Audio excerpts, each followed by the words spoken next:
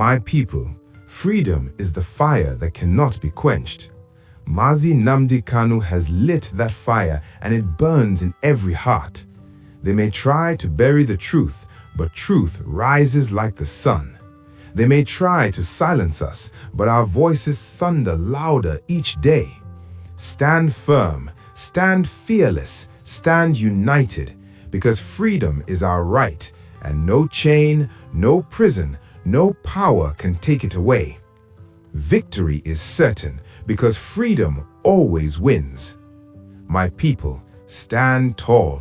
Stand for justice, stand for truth, stand for freedom, because freedom is our right, and freedom is our future. With this, I welcome you to today's episode where we examine the personality, leadership style, ideology, and vision of our great leader, Mazi Nnamdi Kanu, and place them in historical context by comparing them with genuine, selfless freedom fighters across Africa and the world. This idea is born out of my desire to make sure I talk about our great leader, Mazi Nnamdi Kanu, every single day until he comes out of prison with Biafra freedom. Today, we will be talking about why governments fear popular voices, Mazi Nnamdi Kanu, Biafra, and the power of sacrifice. Across history, governments have always feared one thing more than weapons, protests, or even foreign enemies: a popular voice that cannot be controlled. When a single individual becomes the voice of millions, especially the marginalized, that voice begins to challenge not just policies, but legitimacy itself. In today's episode, we examine why governments instinctively fear popular voices, how history explains this fear, and why Mazi Nnamdi Kanu's voice and sacrifice for Biafra fits squarely within a long global tradition of freedom struggles. This is not a call to conflict. It is an exploration of truth, why sacrifice, popularity, and moral conviction often provoke repression rather than dialogue. Power is not only held in offices, armies, or institutions. Power also lives in ideas, and ideas travel fastest through voices that people trust. Throughout history, individuals who spoke convincingly on behalf of oppressed people were rarely ignored. They were watched, restricted, imprisoned, exiled, or silenced, because a popular voice has the power to awaken collective consciousness. Mazi Nnamdi Kanu became such a voice through Radio Biafra and sustained public advocacy. His influence did not come from state authority, political office, or foreign backing. It came from resonance. His words reflected feelings many already carried but could not articulate publicly. That is precisely what makes a voice powerful and precisely why governments fear it. History leaves no ambiguity on this matter. Nelson Mandela was not imprisoned because he lacked influence, but because he had too much of it. Patrice Lumumba was eliminated because he could mobilize national consciousness. Kwame Nkrumah was overthrown because his ideas reached beyond Ghana. Steve Biko was silenced because Black consciousness threatened apartheid psychologically before it did militarily. In each case, the state response was not proportional dialogue, it was suppression. This does not mean every popular leader is automatically correct, but it does mean that popularity rooted in shared suffering is always threatening to unjust systems. The Biafran question is not new. It predates Mazi Nnamdi Kanu by decades. It is rooted in history, war, loss, and unresolved political arrangements. What Kanu did was reignite a suppressed conversation. For years, many felt that the Biafran experience was treated as an uncomfortable footnote rather than a national wound requiring healing. Silence replaced dialogue. Time replaced justice. Memory was expected to fade.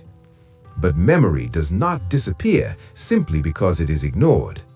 By speaking openly about Biafra, marginalization, and self-determination, Kanu revived a conversation many preferred to avoid. That alone guaranteed resistance. One of the most threatening things to authority is sacrifice without personal gain. Corruption thrives on self-interest, oppression survives on fear, but sacrifice, especially sustained sacrifice, undermines both. Mazi Nnamdi Kanu's repeated loss of freedom, separation from family, and endurance under detention transformed him from a political activist into a symbol of conviction. Symbols are dangerous to unjust systems because they cannot be easily discredited. History shows that when leaders are willing to suffer for a cause rather than abandon it, their moral authority grows even behind bars. Prison did not erase Mandela, it magnified him. Detention did not erase Kenyatta, it legitimized him. Silencing did not erase Biko, it immortalized him. Sacrifice shifts the narrative from "what does he want?" to "why is he willing to lose everything?" Support for Biafra in this context is not simply about borders or territory, it is about dignity, memory, and consent. When people support Mazi Nnamdi Kanu, many are not endorsing conflict, they are endorsing the right to be heard, remembered, and respected. The refusal to engage with these concerns honestly is what deepens alienation. History teaches us that ignoring moral questions does not make them disappear, it makes them return with greater intensity. Governments often believe that silencing a voice will silence a movement. History repeatedly proves this assumption wrong. Repression can delay change, but it rarely resolves the underlying grievance. In fact, repression often validates the very claims being made by the oppressed. This is not speculation, it is historical record. Mazi Nnamdi Kanu did not invent resistance, he inherited it. He stands in a long line of individuals who chose personal suffering over collective silence. Whether one agrees with every word he has spoken is secondary to recognizing the historical role he occupies. History remembers those who endure consequences for speaking uncomfortable truths, not those who remain silent to protect comfort. Another reason governments fear popular voices is that such voices reduce dependence on official narratives. When people begin to think independently, power becomes accountable. Support for Kanu and Biafra persists not because of force, but because of belief. Belief cannot be jailed. That is the lesson history repeats again and again. Support does not mean blind worship. True support allows reflection, discipline, and responsibility, but it also refuses to erase sacrifice or dismiss suffering. History does not move forward by pretending injustice does not exist.